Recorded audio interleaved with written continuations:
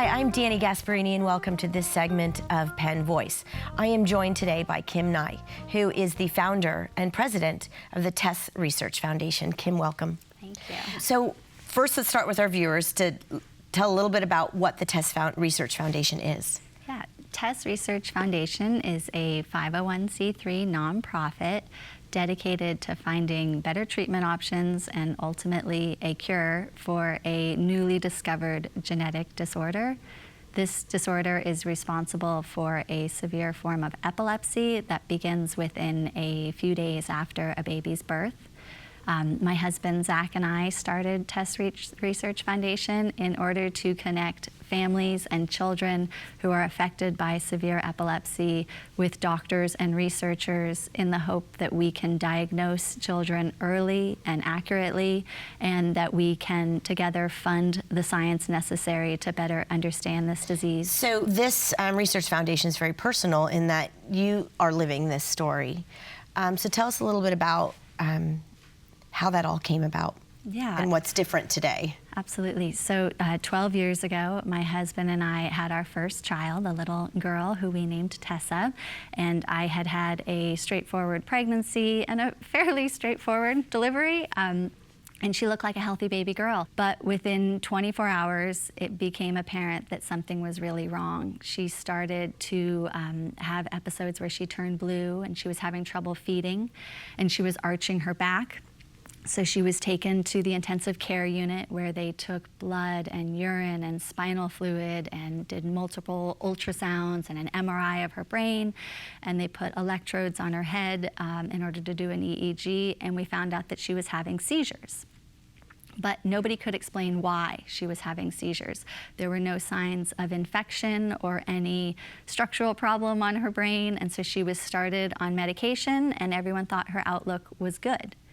But so basically one seizure and it happened and we can't explain it and we're going to move on. Right, but it didn't turn out that way for us.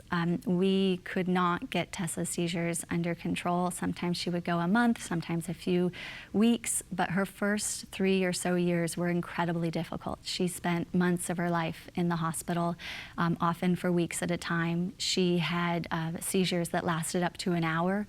We had so many trips to the emergency room by ambulance that we knew our ambulance crew by name. We tried dozens of medications and different combinations, and we could find things that helped, but not something that stopped her epilepsy. And I really can't stress how hard it is to live with this type of epilepsy. I have seen my daughter have thousands of seizures, but I have held her in my arms as she's seizing and twitching and starting to turn blue, and a few minutes in, there's always that question of, is this the seizure that's going to do irreparable damage to her brain?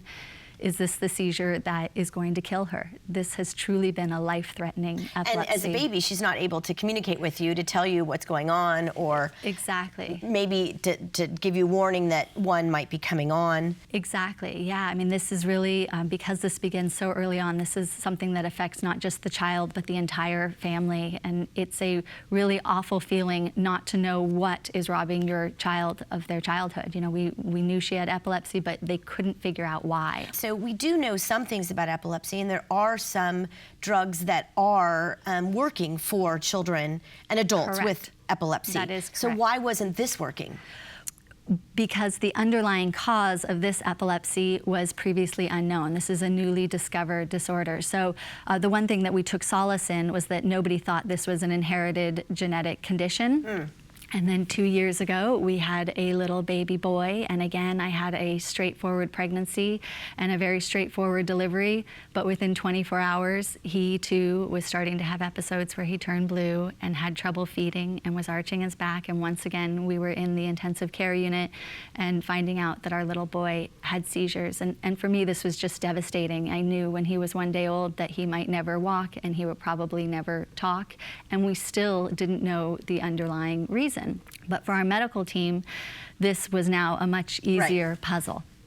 And so our amazing neurologist, Dr. Brenda Porter, was able to start the treatment options that had been the most effective for our daughter on our son, right? So what took us years to discover with our daughter, we could now start on day 2 with our son, which has helped a lot. And our research team went back and looked at all of the genetic testing that had seemed completely normal, but they said this must be an inherited genetic condition. And one day I got a call from Dr. Matthew Bainbridge, and he said, I think we found the gene, and I think there's something to do about it. And that's really where this next chapter and TESS Research Foundation begins. Let's fast forward. So you've started this research foundation because, one, you found out very quickly you're alone in this game. Correct. Right? Tell us how many people that you know are now diagnosed with this one particular genetic marker, because you are now able to test for this genetic marker. Correct. So finding this gene marker has been huge for us, and we put up a Facebook page and a website, and we have now been contacted by families around the world. So we know that this disease, this form of epilepsy, affects both boys and girls. It affects all races and ethnicities. If the parents are a carrier of this gene mutation, they have a 1 in 4 chance of having a child with this disease.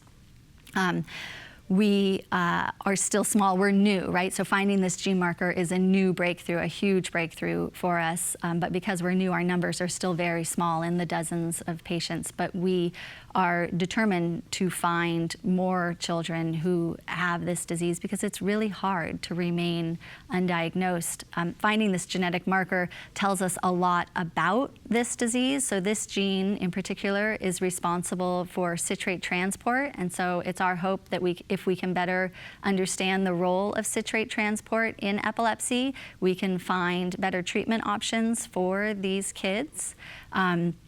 And I want to just go back just to make sure that our viewers understand that in a proactive sense, parents who now do quite a bit of genetic testing to sort of look at these unknown markers when men and women are going to have children, right. They can do a blood test now to understand if they have this particular genetic marker that is a rare form of epilepsy. That is correct. So there is now a blood test so that you can check if you are a carrier, like my husband and I are, and if you have a child with a severe epilepsy, you can have your child can have a blood test in order to see if SLC13A5 deficiency is the underlying cause for that epilepsy. So we just have a couple minutes left, but I want to make sure that people understand that you are a research foundation. You're the only one in this game really funding research to find out more about this particular genetic marker and how you combat it.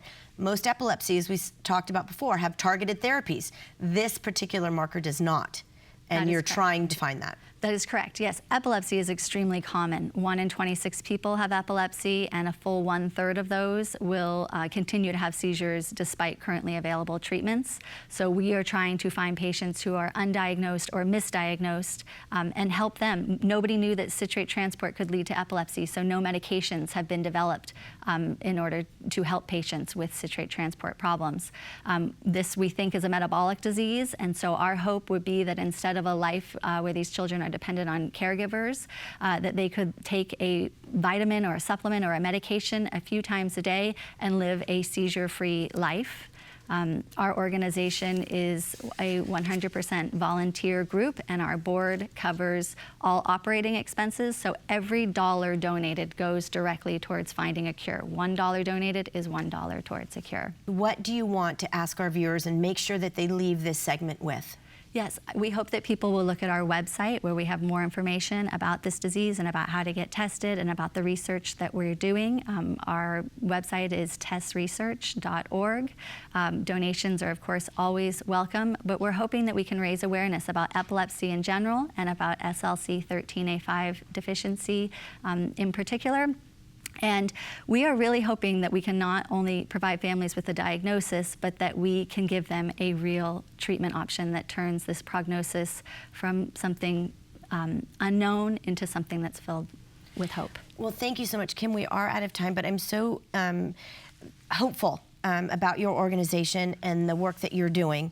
And please, viewers, if you have any questions, as Kim said, she invited you to her website and contact their TESS Research Foundation. And Kim, thanks again for joining us. We'll see you next time on Penn Voice.